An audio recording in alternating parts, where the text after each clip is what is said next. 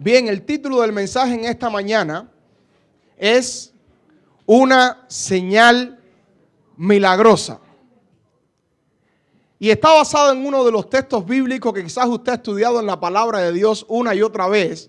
Pero en esta hora queremos, en una cápsula, que usted se lleve el mensaje central. Pero antes de todo quiero comenzarles narrando no podemos decir historia, sino es una ilustración, la cual ilustra una gran verdad. Dice que había un hombre que era muy cristiano, muy consagrado a Dios. Tenía tanta fe en Dios que él salía a pescar aunque había tormenta. Imagínese que usted salga a pescar, usted vea que el weather va a estar bien malo y usted diga, no importa, Dios va conmigo, así que yo voy, ¿qué cosa? A pescar. Y cuando venga la tormenta tengo tanta fe en Dios que Dios me va a salvar. ¿Conoce usted alguna gente así? Personas que ven el peligro, se ponen en el peligro para que entonces Dios tenga que venir a rescatarlos. Y Dios es tan bueno que los rescata. Y dice que él salió, había una gran tormenta con olas gigantescas y él dijo, yo voy a pescar porque Dios va conmigo. Y se lanzó mar adentro. De repente vino una ola, entró en la embarcación y el barco comenzó a hundirse. Y en medio de la tempestad, el hombre cristiano que ustedes creen que hizo, comenzó a gritarle a Dios, Dios, ven en persona a salvarme. Usted conoce la historia. Y dice que vino un barco pequeñito y le dijo, Señor, tome este salvavidas, agárrese, venga hacia mi barco, lo queremos rescatar. Y le dijo, yo no necesito de ese barquito pequeño, porque yo soy hijo del Dios del universo y Dios mismo me va a venir a salvar. De repente vino un barco más grande y le dijo, mire Señor, tome esta escalera de cuerda, aférrese a ella, suba a mi barco, lo queremos rescatar. Y el hombre dijo, yo no necesito de ese barco grande porque mi Dios es más grande. Así que regresa ese barco por donde vino y el barco cuando vio que el hombre estaba como que medio loco, dijo, bueno, te dejo a tu propia suerte. Y se alejó. Pero ustedes saben cómo es los Estados Unidos, siempre quieren rescatar a las personas. Y enviaron entonces un helicóptero. Y ahora el hombre cuando el helicóptero está le dice, Señor, agárrese a la cuerda, por favor, agárrese fuerte. Y él le dijo, yo no necesito de ese helicóptero, eso es algo creado por los hombres. A mí Dios mismo me va a venir a rescatar. Para no hacer la historia larga, el hombre aferrado al mástil de la embarcación se hundió. Y dice la historia o la ilustración, aunque tenemos otra doctrina, según la palabra de Dios, que el hombre cuando muere va al cielo. Y cuando llega al cielo, le dice a Dios, estoy molesto contigo. Y Dios le dice, y yo también. Bueno, empiece usted. Mire, yo estaba en la tierra confiando en que usted me iba a mandar una señal y me iba a rescatar.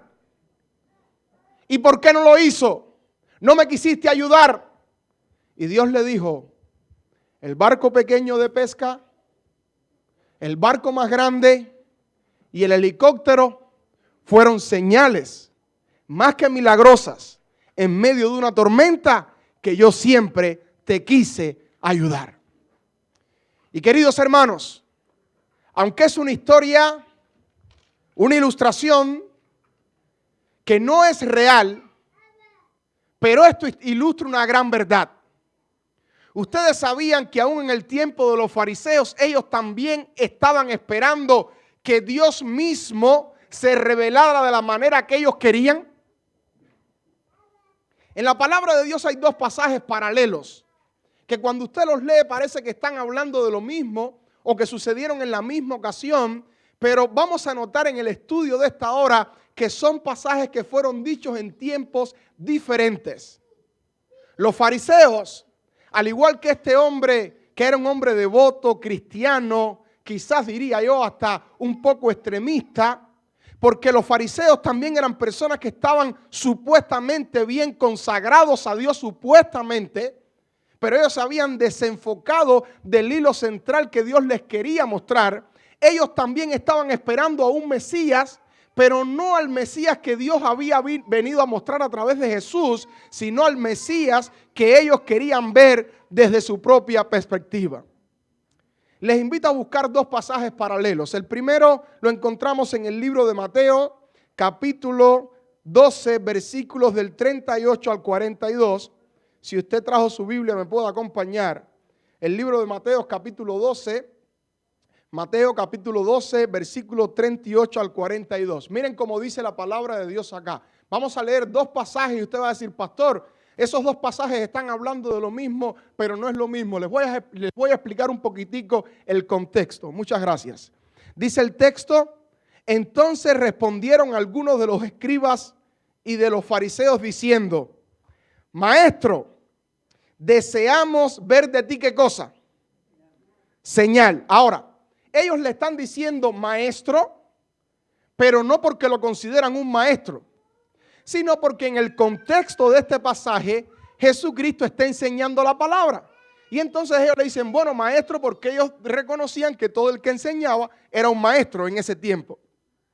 Pero no era que lo respetaban. Deseamos ver de ti una señal. Es decir, lo que ellos dicen a continuación da a entender lo que dice la idea original en el griego de que ellos no le están diciendo maestro por autoridad, sino maestro de otra manera, como diciendo, ya que eres un maestro, dame una señal. Versículo 39. Él respondió y les dijo, esta generación mala y adúltera demanda ¿qué cosa? Señal. Y usted dice, bueno, ¿qué palabras más fuertes las de Jesús? Generación ¿qué cosa? Mala y ¿qué más? Ahora, ¿se estaba refiriendo Jesús al adulterio? No, Jesús acá se está refiriendo a que ellos estaban tras otros dioses. Es decir, cuando tú pones cualquier cosa por encima de Dios, cometes adulterio. Le estás siendo infiel a Dios. Ellos estaban poniendo las reglas por encima del verdadero sentido del cristianismo. Por eso usted lee la Biblia y dice, wow, era una generación mala y adúltera. No se está refiriendo al adulterio entre un hombre y una mujer, un hombre casado que está con otra mujer. Se está refiriendo a que cuando tú pones cualquier cosa por encima de Dios, estás cometiendo adulterio, porque Dios quiere que tú tengas, que tú le des a Él el primer lugar hoy, mañana y siempre. Alabado sea Dios.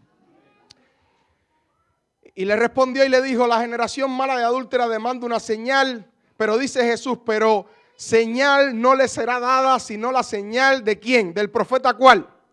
Jonás. Porque como estuvo Jonás en el vientre del pez 3 días y 3 noches, así también estará el Hijo del Hombre en el corazón de la tierra 3 días y 3 noches. Versículos 41 y 42.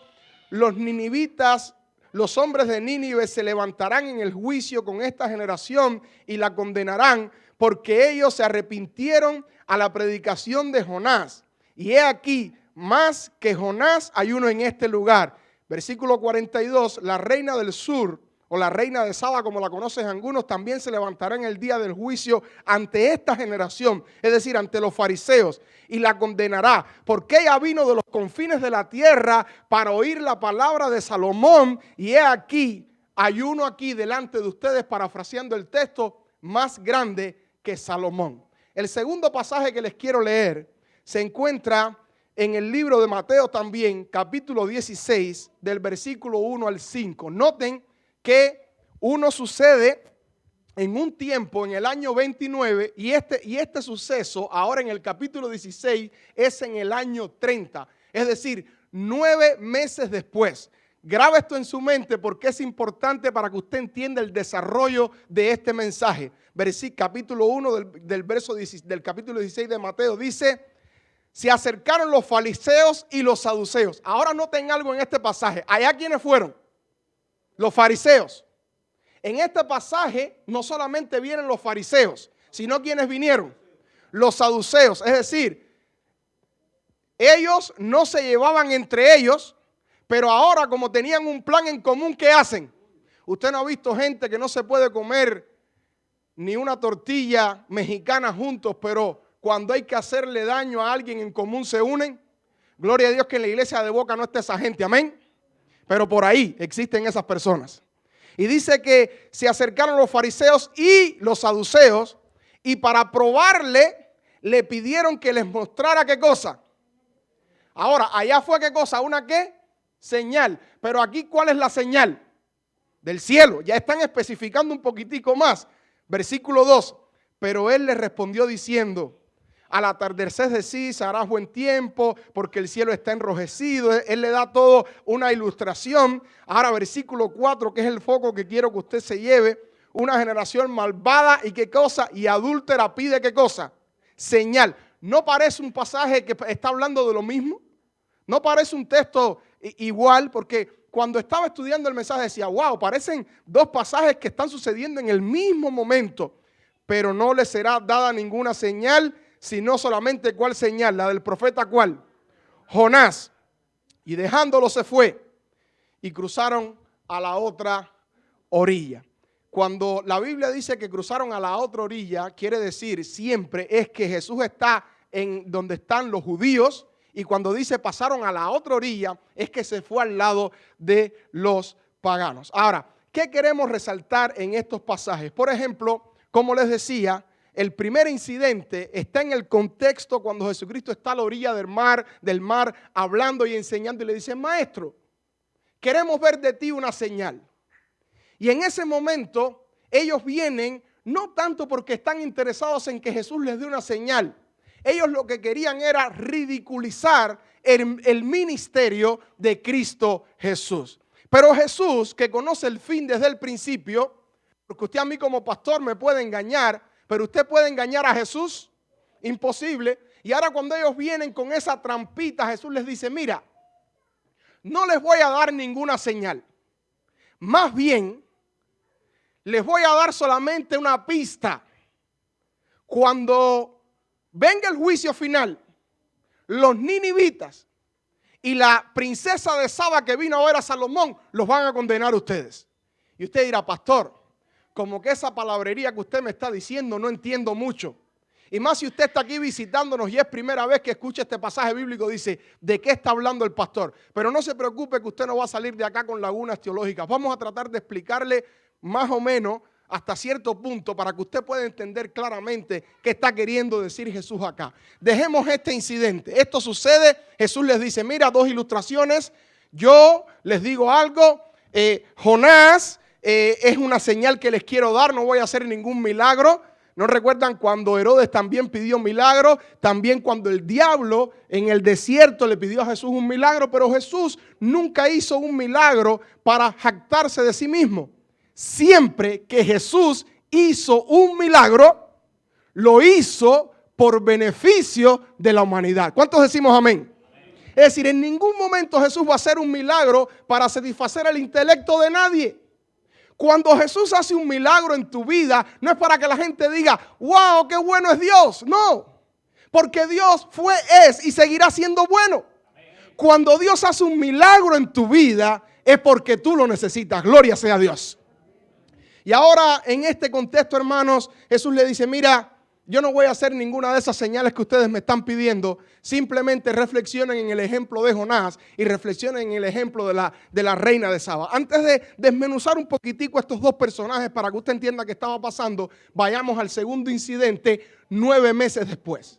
Es decir, 9 meses después que le piden la señal a Jesús y ya las personas veían cómo Jesús reaccionaba ante la pregunta, los fariseos dicen, vamos a prepararle otra trampa.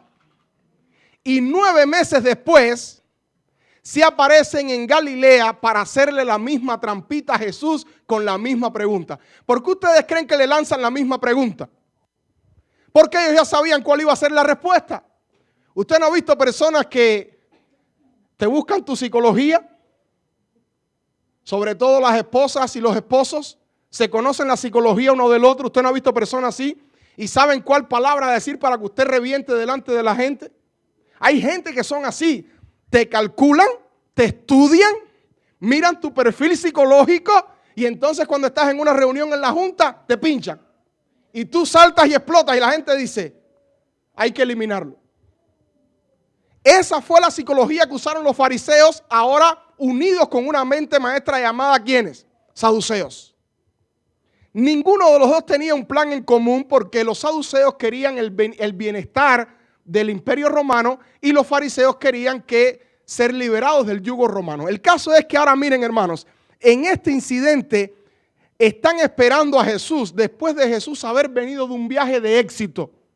Jesús había pasado por Tiro y por Sidón. ¿Qué había pasado en Tiro y Sidón? Una mujer sirofenicia tenía a su hijo, a su niña, que un demonio la atormentaba. Jesús la liberta, él la llama perrillo y ella dice, aún los perrillos comen de la migaja, yo quiero mi milagro. Y ahora Jesús hace el milagro y la mujer estaba feliz y le dijo, ni aún en todo Israel he hallado tanta fe. De ahí Jesús sale, se monta en el barco y se va a Decápolis, donde estaban los endemoniados gadarenos. Y allí cuando llega, aunque había sido expulsado, los endemoniados habían predicado tanto, que cuando Jesús llega la gente estaba deseosa de escuchar la palabra de Dios. Y ahí es donde Jesús hace un milagro tremendo y multiplica los panes para 4,000 personas. Ahora nota la escena. Jesús viene de una gira de éxito. Y cuando aterriza, vamos a hablarlo hoy día, en aquel tiempo era en barco, pero cuando aterriza en el aeropuerto de Fort Lauderdale, que llega a su casa, se encuentra una crisis. Y eran los fariseos y los saduceos que se habían unido para pincharlo, para hacerlo quedar mal, para ridiculizarlo. Y en esa reunión le dicen, maestro, ya que tú dices que eres un maestro tan grande, ¿por qué no nos haces una de esas señales grandes que hizo Samuel cuando el trueno milagroso? ¿Por qué no nos haces una de esas señales que hizo Josué cuando detuvo el sol y la luna? ¿Acaso tú eres menor que ellos? Y comenzaron como a darle la carnada para que el pez mordiera el anzuelo. Maestro, ¿será que tú puedes hacer descender fuego del cielo como Elías? Maestro, haznos una señal, algo. Queremos ver que verdaderamente tú eres el Mesías. Y Jesús, en ese momento, reaccionó de la manera predecible que ellos esperaban que reaccionara. Porque ya 9 meses antes le habían hecho la misma pregunta a los escribas y los fariseos. Y ahora ante los fariseos y los saduceos, Jesús les dice, miren hermanos, les voy a repetir lo mismo. Yo no les voy a dar ninguna señal. La única señal es la señal ¿de quién? De Jonás. Ahora, ¿qué pasó con Jonás? ¿Por qué Jesús se refiere tanto a Jonás? Queridos hermanos, Jesús se refiere a Jonás porque Jonás llegó a predicar a un lugar árido. Un lugar donde nadie quería saber de Dios. ¿Saben a dónde llegó Jonás a predicar? A Nínive. ¿Qué era Nínive? Nínive era una ciudad, la capital del imperio asirio. El imperio asirio es como decir los Estados Unidos hoy día que domina el mundo. Aunque en ese tiempo dominaba mucho más el mundo los asirios. ¿Quiénes eran los asirios? Mucha gente dice, ay pastor, ¿qué cabeza más dura tenía ese Jonás? En vez de ir a Nínive, ¿a dónde se fue? A Tarsis. Pero ¿sabe por qué Jonás no quería ir a Nínive? Porque los ninivitas no eran fáciles. ¿Quiénes eran los ninivitas? Por ejemplo, cuando ellos llegaban a su tierra y querían conquistar su tierra, ellos mataban a todo el mundo. Solamente se quedaban con las mujeres que eran vírgenes. La transportaban con una argolla acá. Era transportado como un animal. Usted llegaba a servirle a los ninivitas y al imperio asirio, y después que usted ya no tenía vida útil, lo despellejaban vivo. Después lo crucificaban y venían hormigas acostumbradas a comer carne y comenzaban a comer sus órganos más blandos hasta que usted moría. Ahora mi pregunta es, ¿tenía razón Jonás en no ir a Nínive? Y eso usted lo puede encontrar en la historia. Los ninivitas, hay una especialidad que se llama arqueología bíblica, usted la puede encontrar. Los ninivitas eran terribles. Tenían un dios llamado Asur, que era un dios guerrero. Que cuando ellos iban a la guerra era que estaban adorando a su verdadero Dios. Y ahora, hermanos, llega Jonás allí y dice, arrepiéntanse que Dios los va a destruir. A gente que no era fácil. Pero dice la tradición, escucha, acuérdense que hay teólogos que tienen su punto de vista y dicen, bueno, los ninivitas se convirtieron porque podemos decir que Jonás no solo dio el sermón escueto que presenta la palabra de Dios.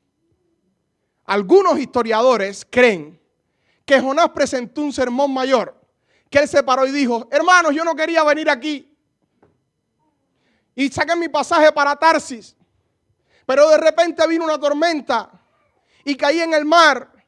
Y al caer en el mar fui echado en el mar, me lanzaron, vino un pez y me tragó. Y este pez grande, este monstruo marino, cuando vine a abrir mis ojos después de estar 3 días y 3 noches dentro del vientre de este pez, aparecía aquí en sus playas. Imagínense, Dios me trajo hasta aquí, les tuve que predicar, así que no me quedó más remedio que estar aquí. Es un milagro de Dios que yo esté acá, porque yo estaría muerto. Vine en este gran pez, así que arrepiéntanse. Y entonces dicen algunos historiadores que la gente de Nínive dijo: wow, ese milagro fue tan grande que tenemos que arrepentirnos. Claro, esto no es una versión oficial. Esto es una versión extraoficial que creen algunos historiadores. Y vamos a dar el beneficio de la duda que estas personas se convirtieron porque quizás Jonás dio un sermón, dio un milagro que Dios hizo. Pero yo no creo que haya sido así. Quiero ser claro porque estamos quedando grabados en cámara y quiero que usted salga claro. Pero la segunda ilustración que pone Jesús es la de la princesa de Saba, que vino a ver a Salomón. ¿Desde dónde? Desde muy lejos. Y cuando esta mujer llega desde esta región tan lejana, ella simplemente se siente a escuchar a Salomón. Y dice la Biblia que debajo de la tierra no había una persona más sabia que ¿quién? Que Salomón. Y cuando ella escucha la sabiduría de Salomón, fíjense, ¿Salomón hizo algún milagro? No, porque pueden poner los historiadores en dudas y los teólogos en duda. Algunos que bueno, que Jonás llegó allí por un milagro y le creyeron y a lo mejor lo vieron llegar en el pez. Hay toda una teología de eso. Aunque yo creo que Jonás predicó y las personas se convirtieron por el poder del Espíritu Santo. Pero vamos a darle el beneficio de la duda. ¿Qué con la princesa, la reina de Saba? ¿Qué con ella? ¿Qué milagro hizo Salomón? Simplemente hablar de que él tenía un Dios y ella vio la sabiduría y dijo: este hombre, hay un poder sobrenatural que está con él, así que yo le creo a ese Dios en el cual él cree. ¿Qué quiero decirte con esto, hermano? Cuando Jesús les dice a ellos: yo no les voy a dar ninguna señal, más que la señal de Jonás, más que la señal de la princesa de Saba que vino de lejos, les estaba diciendo: los ninivitas y el pueblo de esta princesa, de esta reina, creyeron solamente por una cosa: por la palabra y el testimonio de las personas que predicaron, y nada más. ¿Me están entendiendo? Estas personas solamente creyeron por ¿qué cosa?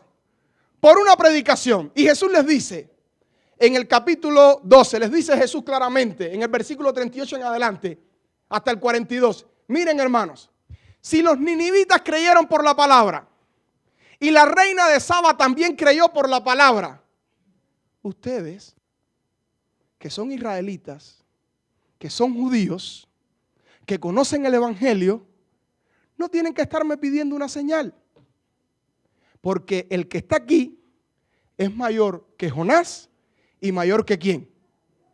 Que Salomón. Y aún Jesús poniéndole todas esas fichas claras, ellos seguían enredados en sus conceptos. ¿Sabes qué pasa, hermano? Muchas veces, cuando tú, en vez de buscar los conceptos de la Biblia, buscas tus propios conceptos y tus propias reglas y tus propias leyes, puedes llegar al punto que llegaron los fariseos y los saduceos. Dios mostrándote señales que está contigo, que camina a tu lado, que está al control de tu vida, y tú diciendo: ¿dónde está Dios? Yo quiero una señal milagrosa. Y hermano, que esté usted vivo, que sea usted un padre de familia, que Dios te haya traído con vida, ya eso es una señal milagrosa. Pero la mayor señal milagrosa que quiero que entiendan en esta hora que Jesús les estaba hablando, era la señal milagrosa, y es la que nosotros tenemos que entender, que es la señal que verdaderamente vale la pena. Es la señal de lo que puede hacer el Espíritu Santo cuando entre en el corazón de un ser humano. Porque fíjate, Dios puede hacer un milagro por ti hoy, pero mañana vas a necesitar otro. Dios te puede sanar a ti del cáncer hoy, Pero de aquí a 20, 30 años, por ley de la vida, ¿qué te va a suceder? Te vas a morir. Dios te puede dar un trabajo hoy, pero puede ser que de aquí a 20 años tu compañía quiebre y necesites, ¿qué cosa? Otro milagro. ¿Y sabes qué pasa, hermano? Yo quiero que tú salgas en esta hora de acá con un solo concepto en tu mente. Porque muchas veces hemos sido cristianos que estamos buscando un milagro. Y el milagro enfocado en la mano de Dios, no en buscar el rostro de Dios. Y quiero que me entiendas. Vas a ver muchas iglesias llenas porque le dicen a la gente, vengan. Porque cuando ese pastor levante las manos, si no caminas vas a caminar. Si no andas vas a andar. Si no tienes trabajo vas a tener. Y las personas vienen buscando la mano de Dios. No para que los proteja, sino para que Dios, ¿qué cosa? Se meta la mano en el bolsillo y ¿qué cosa? Y dé. Pero te digo, hermano, si esta es la señal milagrosa que estás buscando y estás aquí por ese concepto, estás equivocado. El concepto correcto es venir buscando cada día el rostro de Dios. No para que Dios me dé, sino para que Él me dé lo que Él me quiera dar si me lo quiere dar. Porque como ya yo he visto su rostro, no necesito nada más en la vida. Lo único que necesito es orar cada mañana, concentrarme en Él, que Él guíe mi vida, que Él transforme mi vida, que Él cambie mi vida, que Él me guíe en todo momento, que me libre de tentaciones porque yo he visto su rostro. Y aunque hayan problemas en esta tierra, yo voy camino al reino de los cielos. Ese es el verdadero milagro. Porque, querido hermano, tienes que entender algo. El mayor milagro que hace el Espíritu Santo en nuestras vidas es transformarnos día a día. Y de hecho, la mayor prueba de una señal milagrosa no es que Dios abra el cielo o lo cierre. La mayor prueba de una señal milagrosa es como Dios toma una vida que va en una dirección, entra en su vida, la llena del Espíritu Santo y la pone a caminar en otra dirección. Tristemente, los fariseos no vieron que el verdadero evangelio estaba frente a ellos. Y hermanos, a veces me aterra pensar en esta idea. Me aterra pensar en la idea de que teniendo un conocimiento tan claro de la palabra, pierda el conocimiento que es más importante, el conocer a Jesús y tenerlo en mi corazón y que ese corazón sea llenado por el poder del Espíritu Santo. Ese es el mayor milagro. El mayor milagro en la vida de un cristiano es que cada día sienta el toque y el poder del Espíritu Santo. El mayor milagro en la vida de un cristiano es que cuando él salga a la calle y camine seguro, no con la fe de este hombre que quería que Dios mismo se le apareciera, esa fe incrédula, sino que camine con la seguridad que Jesús está en su corazón, que el Espíritu Santo llena su vida y cualquier cosa que pueda suceder, Dios va a dirigirla. Y aunque pierda la vida acá, está tranquilo y confiado porque el milagro está hecho, porque no es el viaje final, este es el principio del viaje. El final está en llegar al reino de los cielos. Querido hermano, si has estado clamando porque la mano de Dios se mueva a tu favor, que Dios se meta la mano en el bolsillo y te dé y haga el milagro que tú quieres, estás desenfocado. Lo estás. Sal de este lugar pidiéndole a Dios el mayor de los milagros. Y es el milagro de que Dios te llene con el poder de su Espíritu Santo al punto que tú puedas ver el rostro de Dios.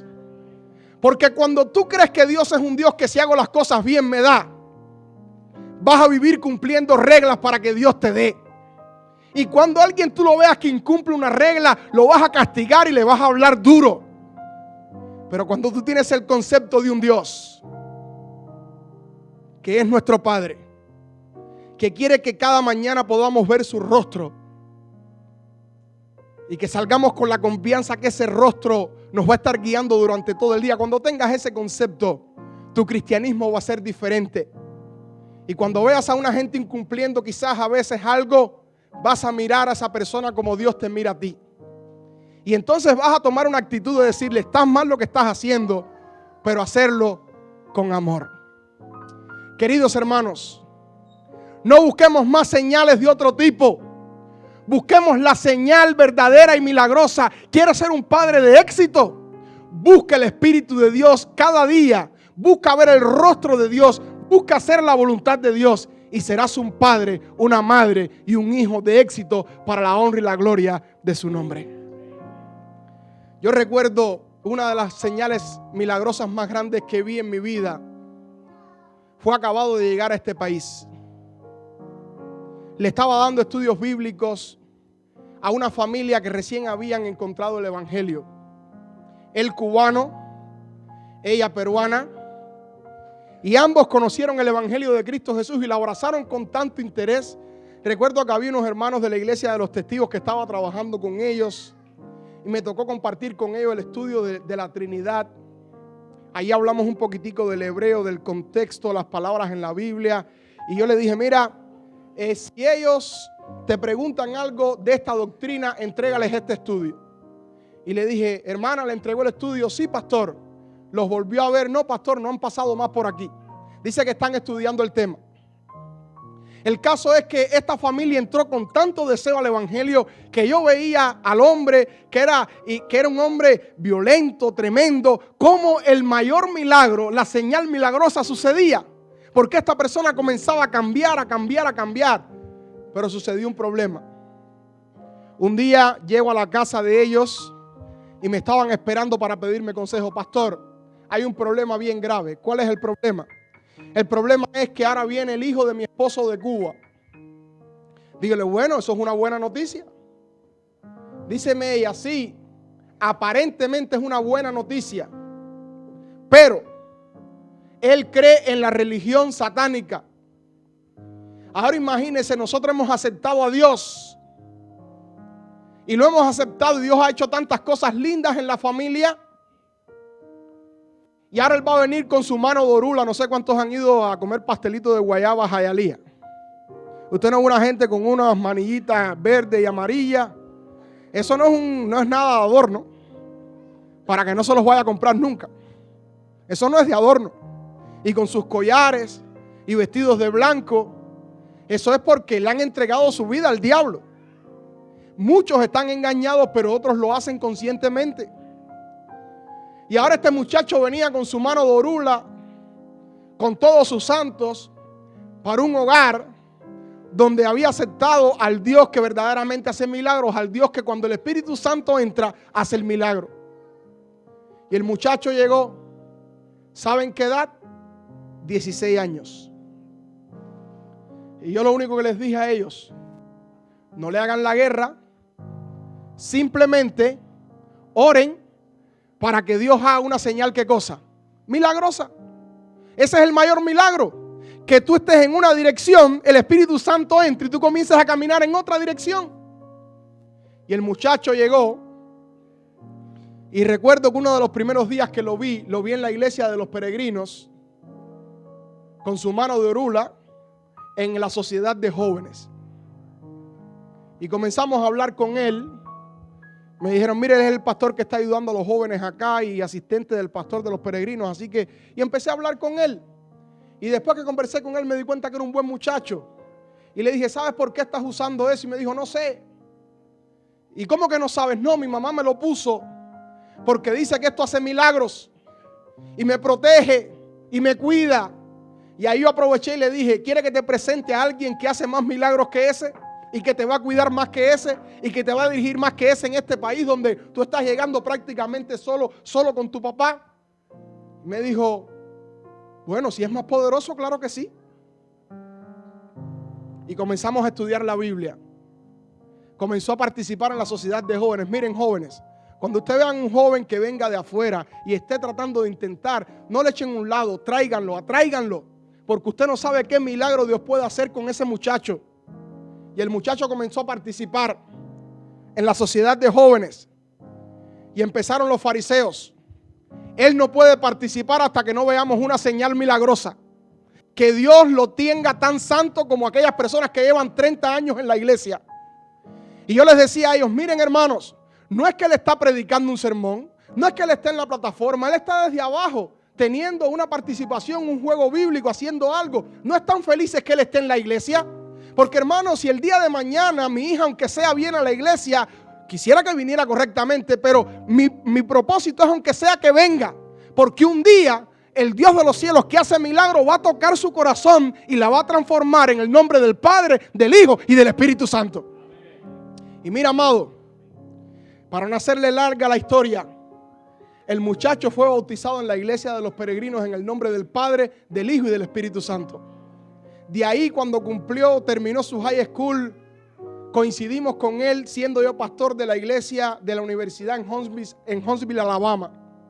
Hoy por hoy está casado, va a la iglesia, es un enfermero graduado y está pensando irse a Puerto Rico a hacer su maestría en anestesia. ¿Qué les quiero decir con esto? Que las personas que muchas veces criticaron ahora, y note cómo termina la historia. La señora que estaba criticando que iba a acabar con la vida, con la familia, y ellos que estaban en ese enredo, hoy no están en la iglesia. Sin embargo, el que venía a destruirlo todo, hoy día está firme en las cosas del Señor y se prepara para ir al reino de los cielos. Tuve la felicidad de este sábado antepasado, que estaba en La Esperanza, de ver al papá. El papá estaba allí de este muchacho. Ya él está separado de esta señora, pero el papá está tratando de buscar de Dios, de regresar a los caminos, porque realmente él se ha dado cuenta. Él me decía: pastor, cuando yo veo a Leandrito, yo veo a mi hijo, yo no lo conozco, porque yo vi cómo él llegó y veo cómo Dios lo tiene. Y aún yo fui piedra de tropiezo, porque cuando él quería ir a estudiar a la universidad, yo le dije: tú estás loco. Y cuando veo con el cristianismo que él tiene, cómo Dios lo ha prosperado, tengo que decir: pastor, Dios me cambió a mi hijo. Querida iglesia, ese es el verdadero milagro, esa es la verdadera señal milagrosa. Alabado sea Dios. Así que, querido hermano, en esta mañana, en esta hora ya, quiero hacer un llamado a la iglesia. ¿Será que habrá alguien aquí presente que quiere pedirle a Dios: Señor, derrama en mi vida una señal milagrosa? Y la señal es una sola: que tu Espíritu Santo entre en mi vida, me cambie a mí, a mis hijos y a mi familia desde hoy y por toda la eternidad. ¿Quién es la primera persona que quiere pasar al frente pidiendo? Pase al frente, hermano, acérquese al altar. Yo simplemente quiero orar por usted, porque yo quiero que usted salga de acá no buscando la mano de Dios para que Dios le dé un milagro, porque hoy Dios se lo da, mañana lo va a necesitar de nuevo. Salga de acá diciéndole a Dios: Dios, yo quiero ver tu rostro. Yo quiero cada día caminar con tu Espíritu Santo. Yo quiero cada día que tú derrames tu poder sobre mí desde hoy y por toda la eternidad. Le pido a los hermanos que quieran pasar al frente, pase al frente si usted quiere que Dios derrame una señal milagrosa en su vida. El milagro es uno solo: que el Espíritu Santo esté con usted desde hoy y por toda la eternidad. Así que le invito, hermano, acérquese al altar. Yo simplemente quiero orar por usted. Yo no sé cuál es la situación por la cual tú estés pasando. Yo no sé cuál es el conflicto. No sé cuál es la lucha. Yo simplemente sé que tenemos un Dios que hizo, hace y hará milagros por toda la eternidad. Y si en algún momento hemos sentido que somos un poco fariseos o saduceos, pidámosle a Dios para que el Espíritu Santo toque nuestras vidas, nos reenfoquemos y nos pongamos en el carril correcto para que la bendición del Espíritu Santo fluya en nuestras vidas y que esa señal milagrosa pueda verse en nuestras vidas. Porque una vez que el Espíritu Santo está en tu vida, la gente va a creer en Jesús.